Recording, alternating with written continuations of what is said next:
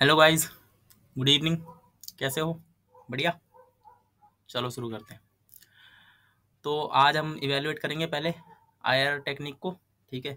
Then आगे बढ़ेंगे। Okay. तो जैसा कि आपको पता है, डिस्काउंटेड कैश फ्लो टेक्निक का पार्ट है, ठीक है। डिस्काउंटेड कैश फ्लो टेक्निक में हमने इससे पहले एनपीवी पढ़ा था और लास्ट क्लास में हमने पढ़ा था आईआरआर। तो आईआरआर का इवेल्यूएशन करते हैं पहले कि what are the merits and what are the demerits of IRR, ठीक है। तो क्रिटिकल इवेल्यूशन ऑफ आईआरआर, तो इसके इधर बात करेंगे डीमेरिट्स, ठीक है, या फिर मेरिट्स इधर लिखते हैं,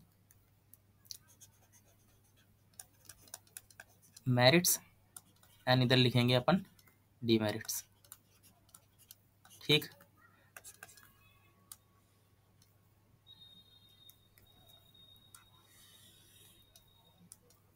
चलिए,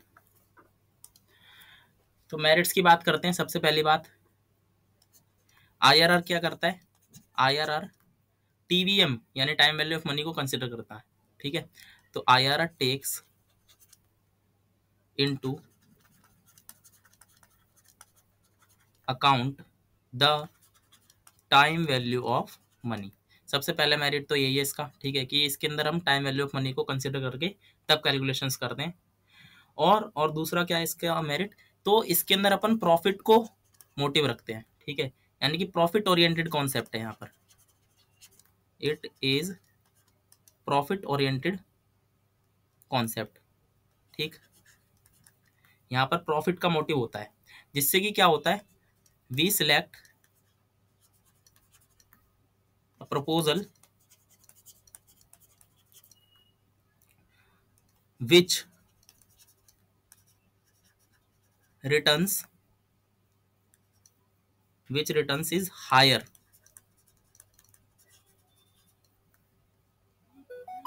than the expected return,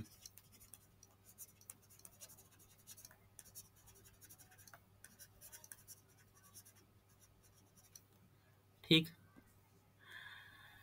मतलब प्रॉफिट ओरिएंटेड कॉन्सेप्ट है यहाँ पर, यानी कि यहाँ पर हम चेक करते हैं, ठीक है, प्रॉफिट कितना हो रहा है हमें आईआरआर के अंदर। तो इसलिए हम वो वाला प्रपोजल सिलेक्ट करते हैं ऑलवेज जिसका रिटर्न हायर किससे, हमारे एक्सपेक्टेड रेट ऑफ रिटर्न से, सॉरी। और बाकी यहाँ पर देखो, यहाँ पर कंपेयर करना इजी होता है, comparison easy, comparison is easy. क्यों इजी है? Because it gives value in percentage. मतलब यहाँ पर वैल्यू किस में? परसेंटेज में। तो परसेंटेज को कंपेयर करना बड़ा इजी होता है, ठीक है। और इट इज बेस्ड ऑन, जो लास्ट मेरिट हमारे हिसाब से है, ठीक है, it is based on cash flows rather accounting profit.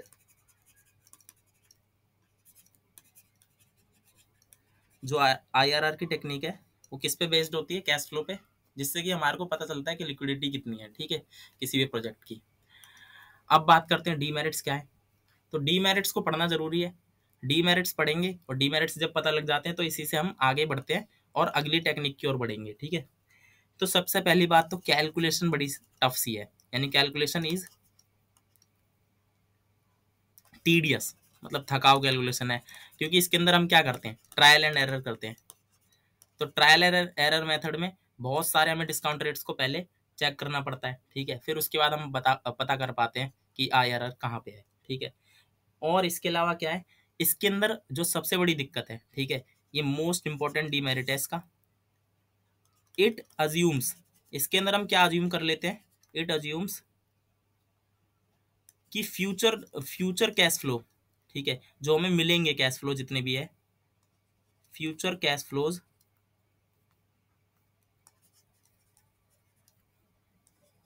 Are री इन्वेस्टेड एट आईआरआर इटसेल्फ। मतलब हम ऐसा अज्यूम कर लेते हैं कि इसके अंदर हम आईआरआर के रेट पे फ्यूचर कैश फ्लोज को क्या कर देंगे, री इन्वेस्ट कर देंगे। मतलब जो भी हमें मिलेगा वो इसी रेट पर हम री इन्वेस्ट करते हुए जा रहे हैं, ठीक है, जबकि ऐसा प्रैक्टिकली पॉसिबल होता नहीं है, ठीक है। और और क्या डीमेरिट है इसका, ठीक है। इसके अलावा इसका मेरिट है, आईआरआर से हमेशा क्या होता है, जो छोटे छोटे प्रोजेक्ट्स हैं, क्योंकि ये परसेंटेज में रिटर्न कैलकुलेट करते हैं इसके अंदर हम, ठीक है, तो रिटर्न परसेंटेज में होता है। दैट्स वाई आईआरआर से क्या होता है कि स्मॉल प्रोजेक्ट्स को ज्यादा वैल्यूएशन मिल जाती है कभी कभी, ठीक है। तो IRR tends to bias towards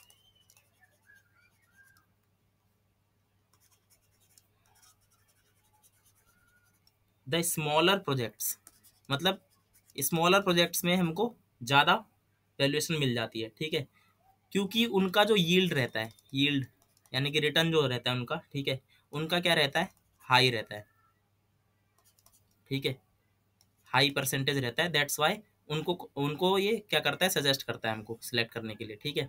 इसके अलावा और डीमेरिट क्या है इसका, कभी कभी क्या होता है ना, इन सम सिचुएशंस, कुछ ऐसी सिचुएशंस राइज होती है, इन सम situations there can be multiple IRRs, ठीक है, मतलब कुछ सिचुएशन में क्या होता है, मल्टीपल आईआरआर आ जाते हैं हमारे पास, और it gives confusion to the decision maker,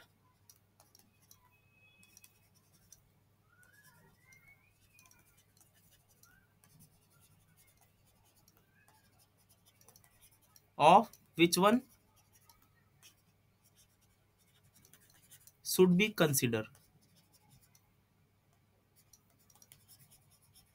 मतलब जब मल्टीपल आईआरआर का केस आएगा तो उसमें क्या होगा, डिसीजन मेकर जो होगा हमारा, ठीक है, उसके सामने प्रॉब्लम अराइज हो जाती है कि किसको कंसिडर करें, मतलब कौन से आईआरआर को कंसिडर करें अपन, ठीक है।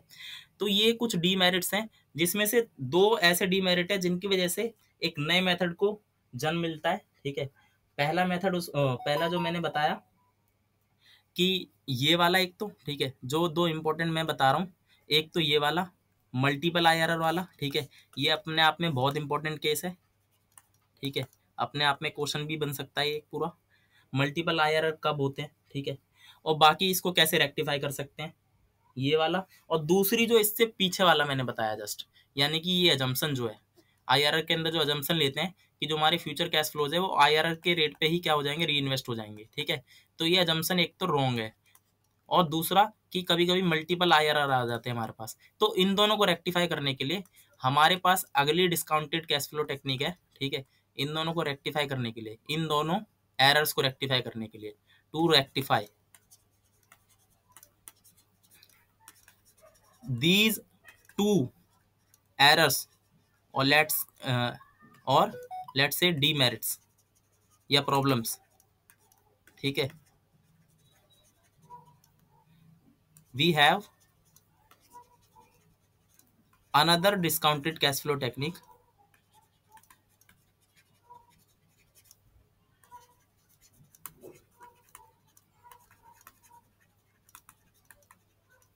and that is MIRR, modified internal rate of return, ठीक है। Now we have arrive to the MIRR। अब हम पढ़ते हैं MIRR क्या होता है, ठीक है, व्हाट इज MIRR। तो देखो, सबसे पहली बात तो जो मैंने पहले ही बताया आपको कि इसके अंदर क्या होता है, MIRR शुरू कर रहे हैं, ठीक है, that is modified rate of return, ठीक है, मॉडिफाइड रेट ऑफ रिटर्न।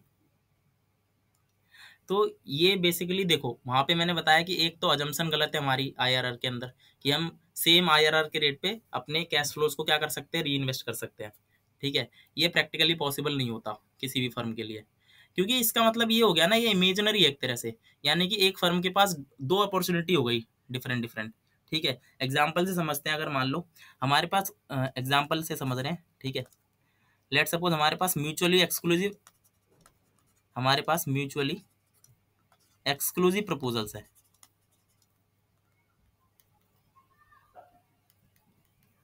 ठीक है, म्यूचुअली एक्सक्लूसिव प्रपोजल्स है हमारे पास,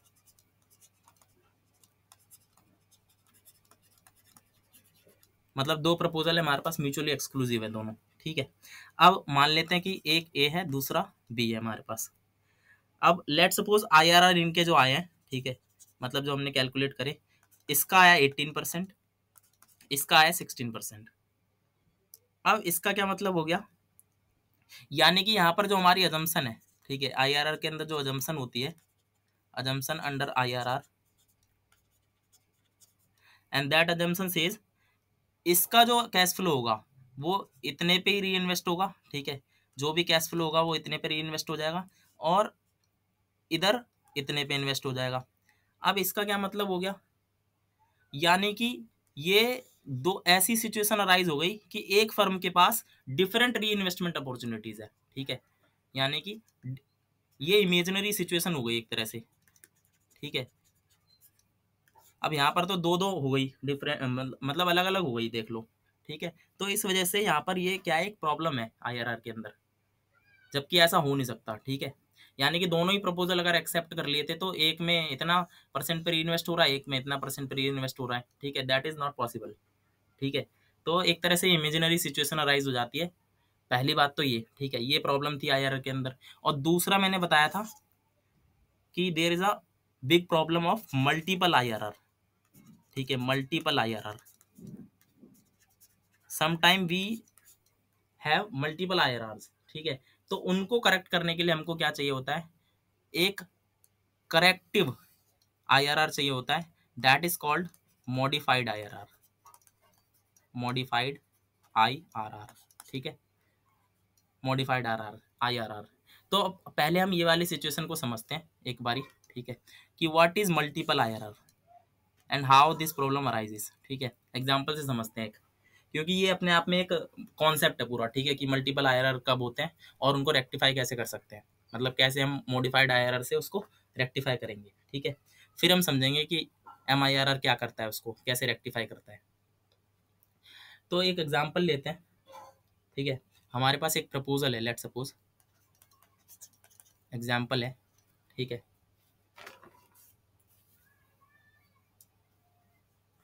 लेट सपोज हमारे एक प्रपोजल है जिसकी कॉस्ट जो है, ठीक है, कॉस्ट है 50,000, ठीक, उसकी जो हमारी लाइफ है,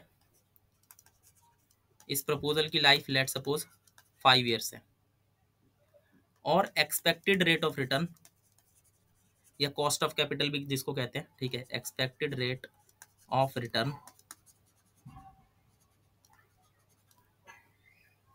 लेट सपोज 10%, ठीक है।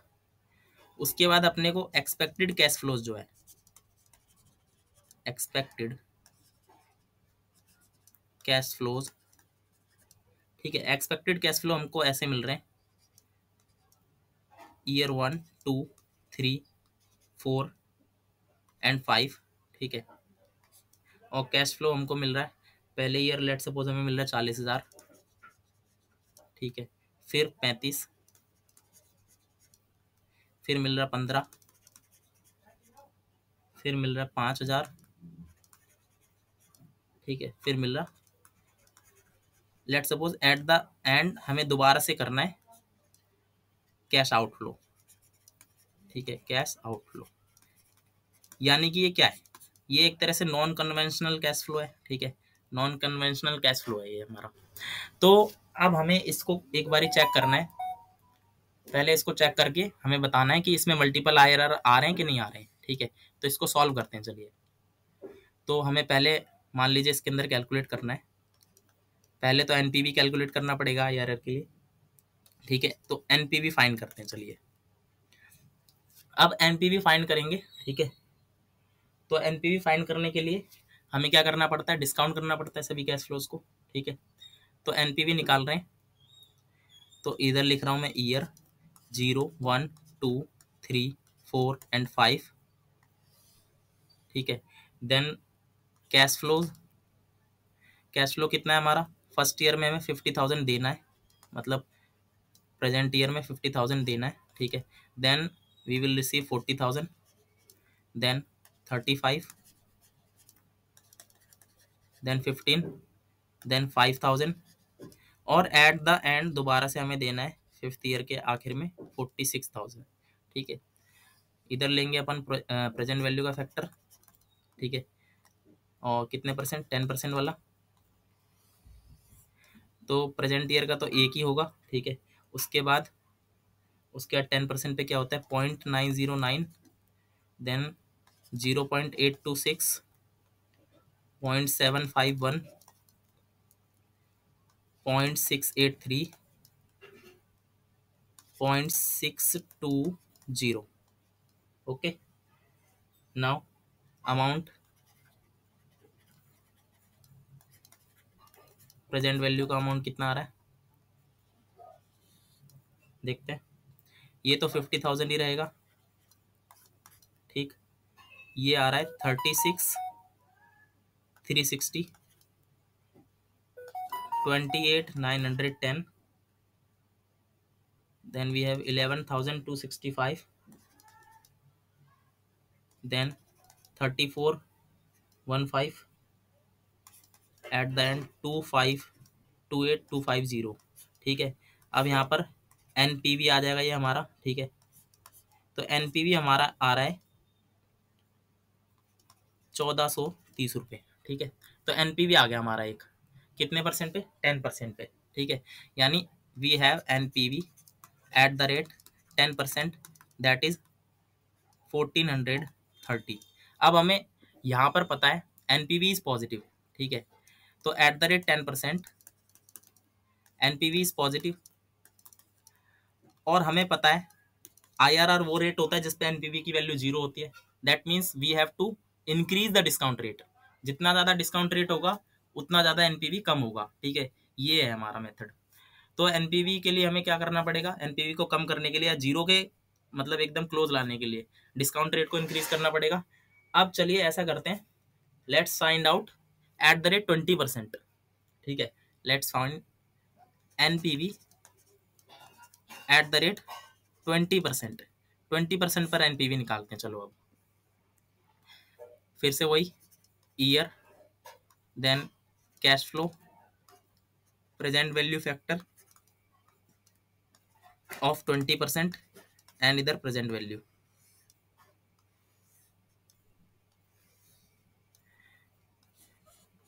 ईयर में 0, 1, 2, 3, 4 एंड 5।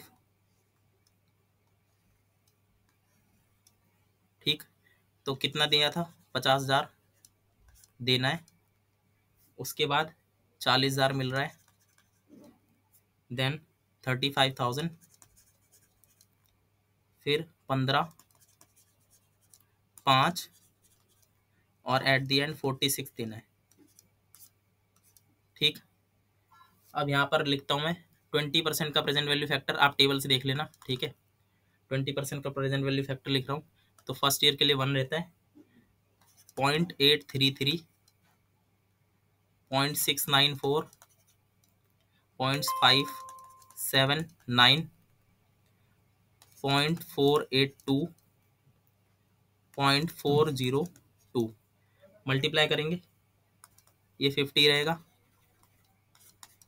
ठीक, देन 33320, 24290, 8685, 2410, 18492। ठीक है, टोटल करेंगे, इसे माइनस करना है, तो यहाँ पर हमारा नेट टोटल आ रहा है 213। अब यहाँ पर आप देख सकते हो NPV is still positive, that means we have to further increase the discount rate.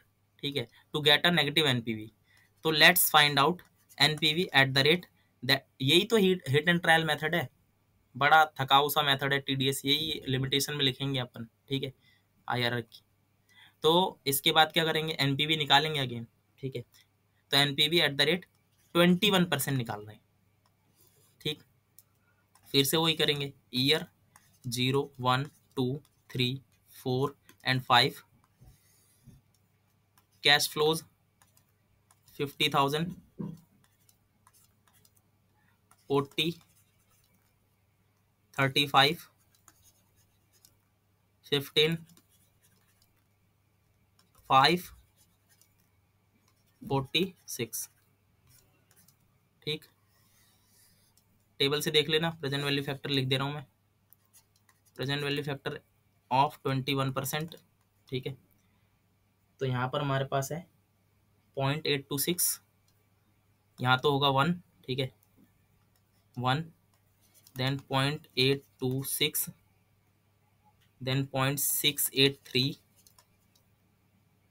0.564, 0.466 and 0.386. Now present value amount 50, 33040, 23905, 8460, 2330, 17756. NPV that is -21। तो हमारे पास यहाँ पर दोनों रेट आ गए हैं। ठीक है, एक आ गया हमारे पास ये 20%, एक आ गया हमारे पास 21%। ठीक है, अब यहाँ पर मतलब जो IRR है, IRR will lie between 20% to 21%, इसी के बीच में होगा, क्योंकि 20% पर वैल्यू क्या है, NPV इज पॉजिटिव। ठीक है, 20% पर NPV इज पॉजिटिव एंड 21% पे NPV इज नेगेटिव। ठीक है, अब ये आपने देख लिया। ठीक है, देखो यूजुअली क्या होता है, यूजुअली जब भी NPV निकालते हैं हम, और जितना ज़्यादा डिस्काउंट रेट होगा उतना ही NPV क्या आएगा, नेगेटिव आएगा, है ना। अब हम करते हैं एक एक्सपेरिमेंट। ठीक है, और NPV फाइंड करते हैं, लेट सपोज 2% पे। ठीक है, NPV निकाल रहे हैं हम 2% पे।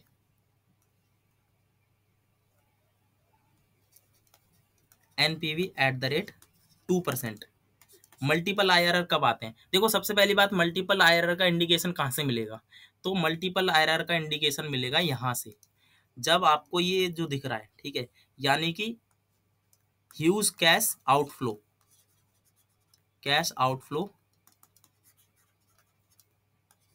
At the end of project indicates multiple IRR। यहीं से इंडिकेशन मिलता है कि IRR मल्टीपल हो सकते हैं, मल्टीपल कह लो या फिर कह लो कि 2 IRR तो होते ही हैं एग्जैक्ट। ठीक है, यानी कि कम से कम 2 तो होंगे इसके। ठीक है, देखते हैं, तो यहाँ पर हम दोबारा से NPV कैलकुलेट कर रहे हैं, लेट सपोज 2% पर निकाल रहे हैं। ठीक है, तो अगेन यहाँ पर years 0, 1, 2, 3, 4 and 5, here cash flows, then we have present value factor of 2%, then we have present value।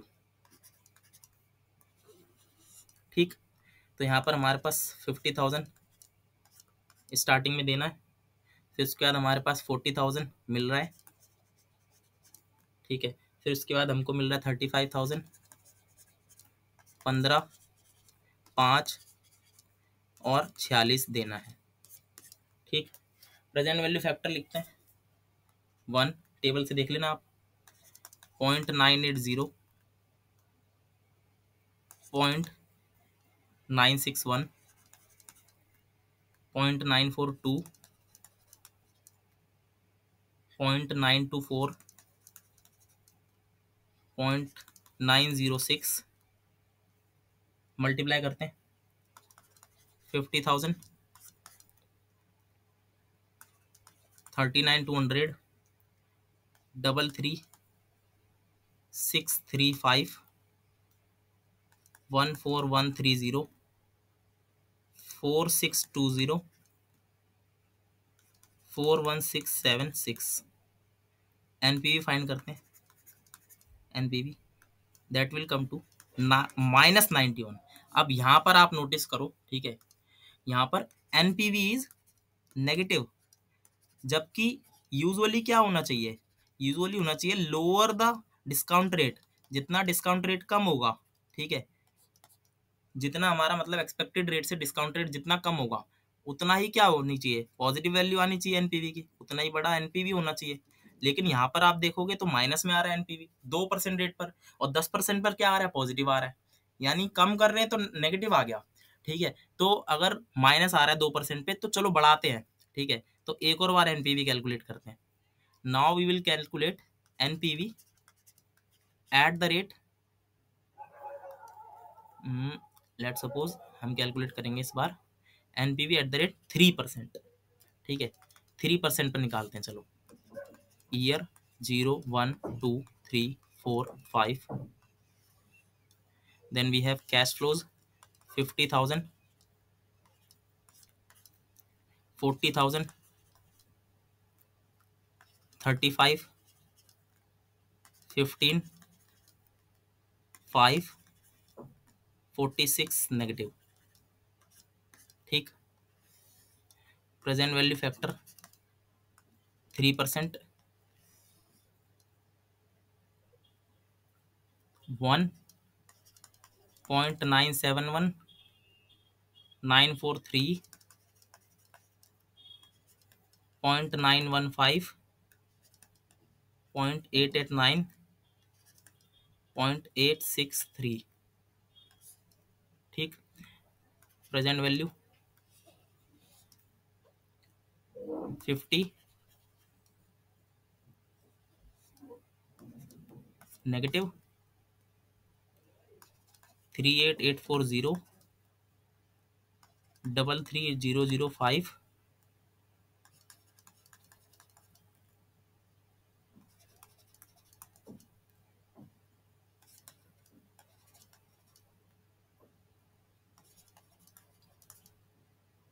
NPV निकालेंगे तो यहाँ पर एनपीवी आया अपना 317। अब यहाँ पर देखो, मतलब एक बार तो हमने एनपीवी निकाला जब 20% पर और 21% पर, तो एक आईआरआर तो अपना इसके बीच में है। ठीक है, ये हो गया हमारा फर्स्ट आईआरआर। ठीक, फर्स्ट आईआरआर यहाँ से आएगा अपना, इंटरपोलेशन से निकाल लेंगे फर्स्ट आईआरआर। और एक बारी here we can observe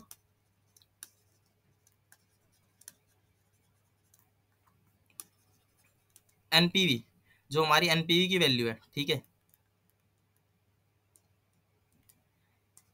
NPV at the rate 2% is negative and NPV at the rate 3% is positive. Okay, that means जो हमारा IRR होगा, ठीक है, वो इन दोनों रेट्स के बीच में भी होगा। IRR will lie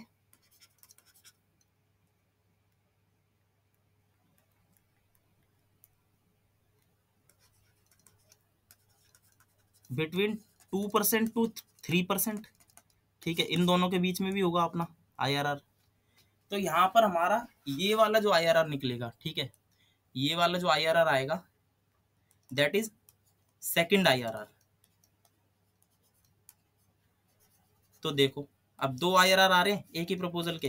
ठीक है, तो this is the case of multiple IRR। ठीक है, ये अपने हैं डिस्काउंट रेट्स।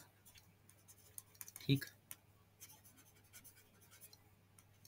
और ये हमारा एनपीवी है। ठीक, 0।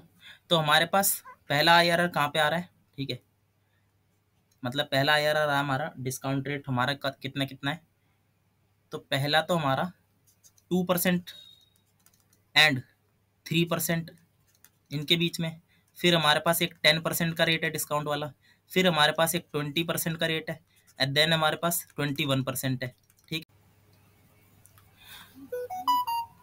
तो यहाँ पर ये डिस्काउंट रेट्स हो गए अपने। ठीक है, पहला 2% लिया हमने, फिर 3% लिया, 10% दे ही रखा था, 20% भी लिया, 21% भी लिया। तो यहाँ पर ये एनपीवी की वैल्यू है। हमने देखा कि पहले पहले क्या है, ठीक है, तो यहाँ पर भी एक तो वैल्यू 0 आ रही है। ठीक है, 2 और 3% के बीच में एक IRR लाई कर रहा है। फिर क्या है, फिर हमारा 10% पे क्या है, मैक्सिमम IRR है ठीक है। फिर हमारा एक IRR यहाँ पर भी है इन दोनों के बीच में, मतलब एक IRR यहाँ पर है IRR2, ठीक है, और एक यहाँ पर है हमारा IRR1। और ये जो 10% है, ठीक है, एट 10% क्या है, मैक्सिमम एनपीवी है हमारा जो हमें दे रखा था, ठीक है, यानी एनपीवी यहाँ पर पॉजिटिव है। तो यूजुअली कैसा होता है, यूजुअली होता है ऐसा है कि मतलब जैसे जैसे डिस्काउंट रेट बढ़ाते जाएंगे वैसे वैसे हमारा एनपीवी क्या होता जाएगा, घटता जाएगा, ऐसे होता है वैसे तो, ठीक है। और जितना कम, मतलब lesser the discount rate will give you, मतलब ये यूजुअली बात हो रही है, ठीक है। आमतौर पर कैसा होता है कि lesser the discount rate will give you hire the NPV, ठीक है। एनपीवी की वैल्यू ज्यादा आएगी, जितना कम डिस्काउंट रेट एनपीवी की वैल्यू उतनी ज्यादा। बट यहां पर हम देख रहे हैं यहां पर क्या हो रहा है, बट हेयर डिस्काउंट रेट को हम कम कर रहे हैं, है ना, एनपीवी की वैल्यू भी क्या होती जा रही है, कम होती जा रही है। मतलब वैसे होना क्या चाहिए, यूजुअली होना ये चाहिए कि मतलब जितना ज्यादा कम करेंगे डिस्काउंट रेट को उतनी ज्यादा हायर एनपीवी आनी चाहिए। अब यहाँ पर 10% पर तो क्या है, मैक्सिमम एनपीवी है, ठीक है। लेकिन जब पीछे जा रहे हैं, जब हमने पीछे करा, ठीक है, टेस्ट करा जब ट्रायल एंड एरर मेथड से, तो यहाँ पर एक IRR निकल के आ रहा है 2 और 3% के बीच में, क्योंकि 2% पर क्या है, 2% पर वैल्यू हमारी क्या आई थी, नेगेटिव आई थी। यहाँ पर हमारी नेगेटिव एनपीवी है, ठीक है, और यहाँ पर क्या है हमारा पॉजिटिव एनपीवी है, ठीक है। और सेम फॉर 20% एंड 21%। 20% पे क्या था, पॉजिटिव था एनपीवी, ठीक है, और 21% पे क्या था, नेगेटिव था।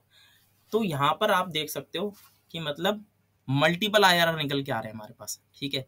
तो that's the problem with IRR। और इसी प्रॉब्लम को रेक्टिफाई करने के लिए we have a method that is modified IRR, ठीक है। To rectify this problem we have MIRR.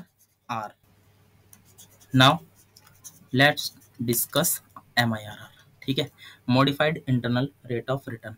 तो सबसे पहले तो इसके अंदर अजम्पशन क्या होती है हमारी, ठीक है, अजम्पशन ये होती है कि जितने भी हमारे कैश फ्लोज हैं, ठीक है, यानी कि जितने भी हमारे कैश फ्लोज हैं वो क्या होंगे, री इन्वेस्ट होंगे एट अ रेट डिटरमाइंड, ठीक। ये हमारी अजम्पशन है, मतलब उसके अंदर हम अजम्पशन लेके चल रहे थे कि IRR के रेट पर ये होगा री इन्वेस्टमेंट। यहाँ पर हम अजम्पशन लेके चल रहे हैं कि हम अलग रेट पे करेंगे री इन्वेस्टमेंट, ठीक है, हमने खुद डिटरमाइन कर रखा होगा, वो करना है हमें यहाँ पर, ठीक है। तो अब देखते हैं कैलकुलेशन ऑफ MIRR। तो मैं बुक के अनुसार भी बताऊंगा आपको कि बुक में कैसा है, ठीक है। तो इसके अंदर हम करते क्या है, पहले आपको मैं बता दूं, जनरली बताता हूँ पहले कि क्या करना है इसके अंदर। देखो इसके अंदर एक प्रपोजल है हमारे पास, ठीक है। सबसे पहले क्या करेंगे, इसके अंदर सारे कैश फ्लोज की टर्मिनल वैल्यू निकालेंगे, मतलब जब पूरा प्रपोजल टर्मिनेट होगा तो उस जगह तक लेके जाएंगे सभी कैश फ्लोज को, ठीक है। एक एग्जांपल से समझते हैं। मान लो हमारे पास यहाँ पर है 1 लाख रुपए हमने दिए, ठीक है, ईयर 0 पर हमने 1 लाख रुपए दिए, ईयर 2 पर हमें मिला 40,000, then 50,000, then at the year 3 we got 30,000, ठीक। अब यहाँ पर आप देखोगे ये हमारा टाइम 0 है, ये टाइम 1 है, 2 एंड 3। तो इसके अंदर हम क्या करेंगे बेसिकली, अगर मान लो यहाँ पर डिस्काउंट रेट कहो या फिर required rate of return that is 10%, ठीक है, 10% है लेट सपोज। तो इसका मतलब ये जो फर्स्ट ईयर का जो कैश फ्लो मिला है हमें, इसको अपन री इन्वेस्ट कर देंगे टिल द 3rd ईयर। इसका मतलब कितने सालों के लिए री इन्वेस्ट करेंगे, तो 2 सालों के लिए, यानी 2 ईयर्स के लिए और कंपाउंड होने छोड़ देंगे एट द रेट 10%, ठीक है। ऐसे ही अगर इसको करेंगे तो इसको कितने साल के लिए करेंगे, तो 1 साल के लिए। तो यहाँ पर 1 साल का इंटरेस्ट यहाँ पे कंपाउंड हो जाएगा, ठीक है। इंटरेस्ट कह लो या रिटर्न कह लो। फिर जो वैल्यू आएगी that is called terminal value.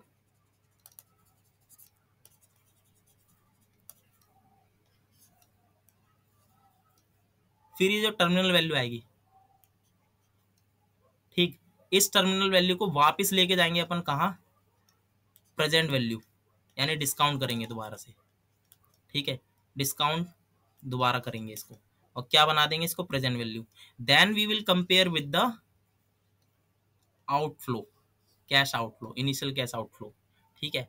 तो जिस रेट पर, मतलब जिस रेट पर भी ये किसके इक्वल आ जाए, ठीक है, इसके इक्वल आ जाए हमारा, यानी जो हमारा इनिशियल आउटफ्लो था उसके इक्वल आ जाए, यानी ये जो टर्मिनल वैल्यू है इसकी जो प्रेजेंट वैल्यू है, ठीक है, जिस रेट पर इसके इक्वल होगी वही क्या कहलाता है, MIRR, ठीक है। ये मैंने आपको शॉर्ट में बता दिया, इसी को MIRR कहते हैं, ठीक। अब यहाँ पर देखते हैं कि फॉर्मूला क्या है।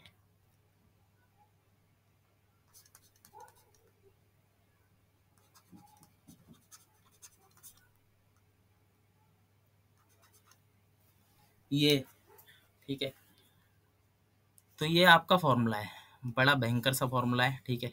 और कैलकुलेशन भी बड़ी मुश्किल सी है अगर ऐसे करोगे तो, लेकिन मैं बताऊंगा आसान तरीका, ठीक है, how we can calculate 1+R, ठीक है। तो एक क्वेश्चन करते हैं, ठीक है, या फिर हम पिछला वाला क्वेश्चन कर लेते हैं, ऊपर वाला एग्जाम्पल कंटिन्यू करते हैं। वहाँ पर हम कैलकुलेट कर रहे थे, 2 IRR आ रहे थे। IRR 1 लाई कर रहा था 2% और 3% के बीच में, ठीक है। और जो हमारा IRR 2 था, ठीक है, वो 20% से लेकर 21% के बीच में था, ठीक है। तो पहले हम एग्जैक्ट कैलकुलेट कर लेते हैं दोनों IRR को, ठीक है। तो दोनों को कैलकुलेट करते हैं, तो इंटरपोलेशन से करेंगे, ठीक है, इंटरपोलेशन टेक्निक।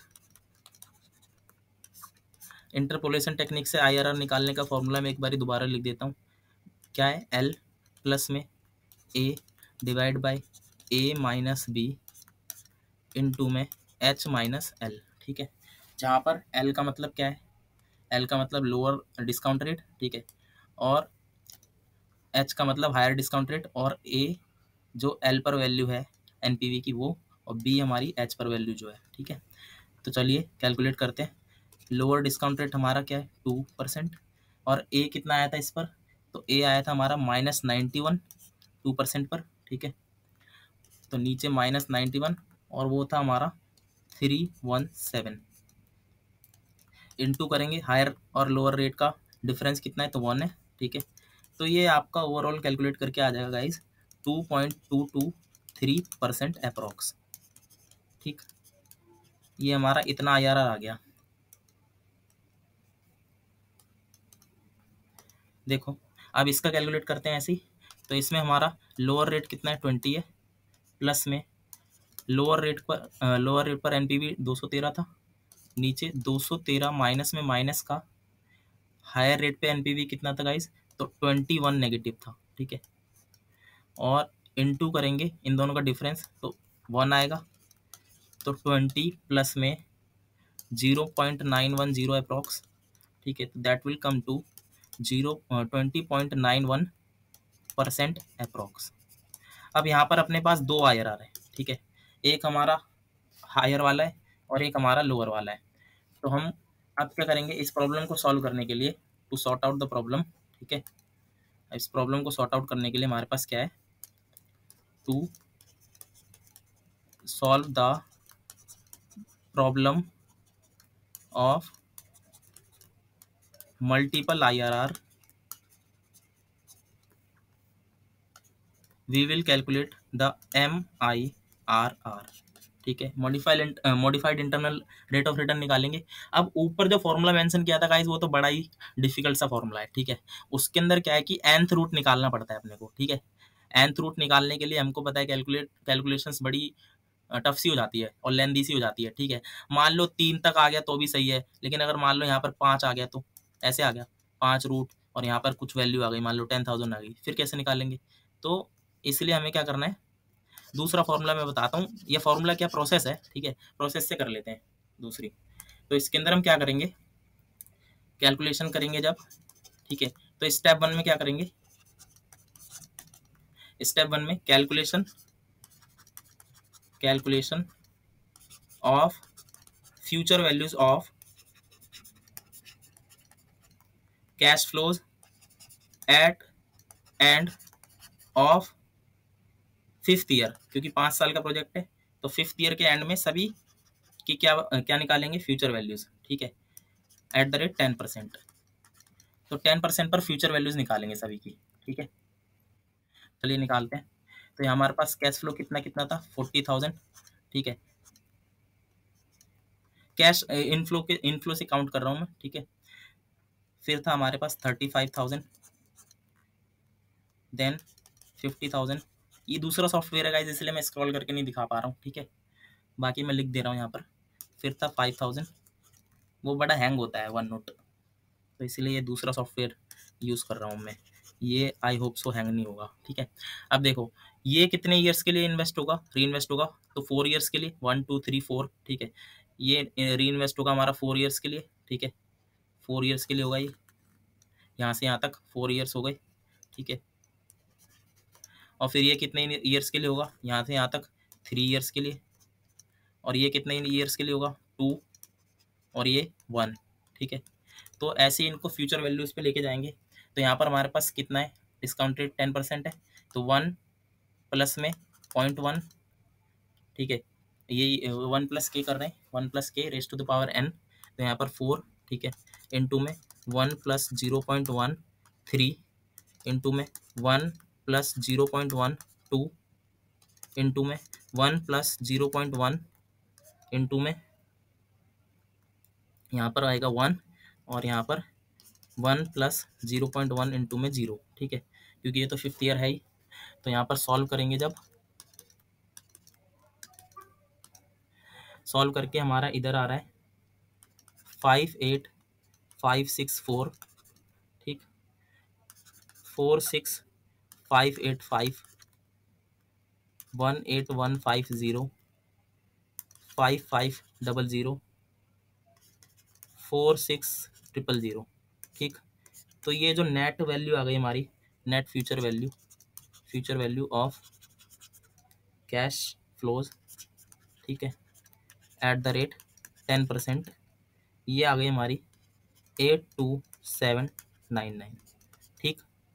तो पहले तो हमने ये निकाल लिया। अब हम क्या करेंगे, अब इस फ्यूचर वैल्यू को लेके जाएंगे वापस प्रेजेंट वैल्यू पर, ठीक है, यानी T0 पर लेके जाएंगे इस फ्यूचर वैल्यू को, ठीक है। तो जिस रेट पर, मतलब जिस रेट पर ये जो फ्यूचर वैल्यू है, जो हमारा इनिशियल कैश आउटफ्लो था, ठीक है, इनिशियल कैश आउटफ्लो कितना था, इनिशियल कैश आउटफ्लो हमारे प्रोजेक्ट का कितना था, तो इनिशियल कैश आउटफ्लो था हमारा 50,000, ठीक।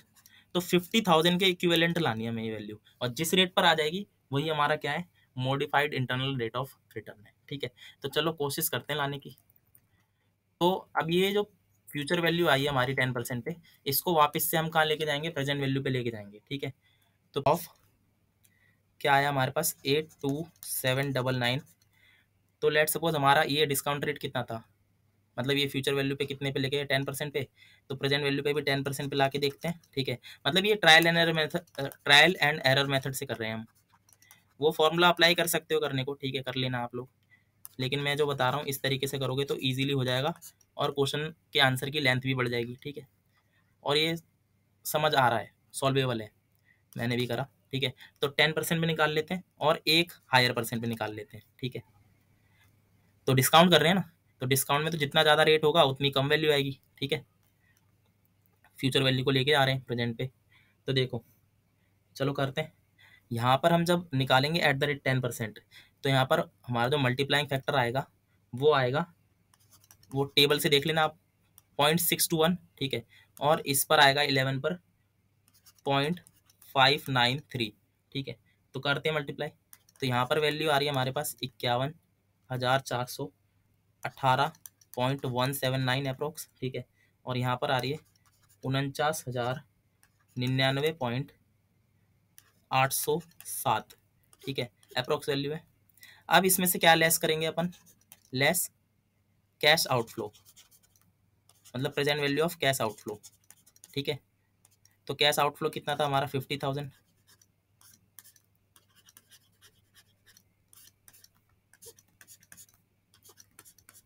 ये आ गई हमारे प्रेजेंट वैल्यू का जो डिफरेंस है, ठीक है, वो आ रहा है 1418.179, ठीक है, और इधर आ रहा है -900। अब आप देख सकते हो 1% का गैप है और यहाँ पर वैल्यू पॉजिटिव है, ठीक है, यहाँ पर वैल्यू नेगेटिव है। तो again we will apply here interpolation, ठीक है। तो इंटरपोलेशन लगाएंगे अब यहाँ पर, ठीक है। फाइनल MIRR कैलकुलेट कर रहे हैं। MIRR कैसे निकाल रहे हैं, इंटरपोलेशन से। तो मिनिमम रेट कितना है 10% प्लस में, मिनिमम रेट पर हमारी वैल्यू कितनी आई है 1418.179, ठीक है, डिवाइडेड बाय 1418.179 माइनस में माइनस का 900, ठीक, और फिर क्या होगा इनटू में इन दोनों के बीच का डिफरेंस कितना आ रहा है 1 आ रहा है, हायर माइनस लोअर करते हैं, ठीक है। तो 10 प्लस में यहाँ पर आ रहा है 0.61176 और ये फाइनली आ जाएगा हमारा 10.611, can be return as 10.62% approx, ठीक। तो ये गाइज हमने निकाल लिया क्या MIRR। ओके, समझ गए होगे आप कैसे निकाला है MIRR। तो ये सिंपल तरीका है, आप कमेंट बॉक्स में कमेंट करके बताना एक बारी, ठीक है। वो फॉर्मूला ज़्यादा ईजी अप्लाई करना, nth रूट वगैरह निकालना, या फिर ये सिंपल तरीका है ट्रायल एंड एरर। तो इसमें क्या है, मतलब इसके अंदर जब हम ये कर रहे होते हैं ना, प्रेजेंट वैल्यू निकाल रहे होते हैं, तो एक तो जिस पर दे रखा है, जिस पर हमने मतलब बेसिकली फ्यूचर वैल्यू निकाली थी, एक तो उसी पर निकाल के देख लेंगे, उसी रेट पर, है ना, प्रेजेंट वैल्यू, और एक उससे ज़्यादा वाले पे। अगर मान लो इधर भी पॉजिटिव आती तो हम एक और ज़्यादा पे निकालते, ठीक है। तो ऐसे करके हम ट्रायल एंड एरर से इजीली फाइंड कर सकते हैं, कम से कम nth रूट वगैरह तो नहीं निकालना पड़ेगा, ठीक है। तो यहाँ पर आपकी सारी की सारी डिस्काउंटेड कैश फ्लो टेक्निक्स समाप्त हो जाती है, ठीक है। तो we have done all the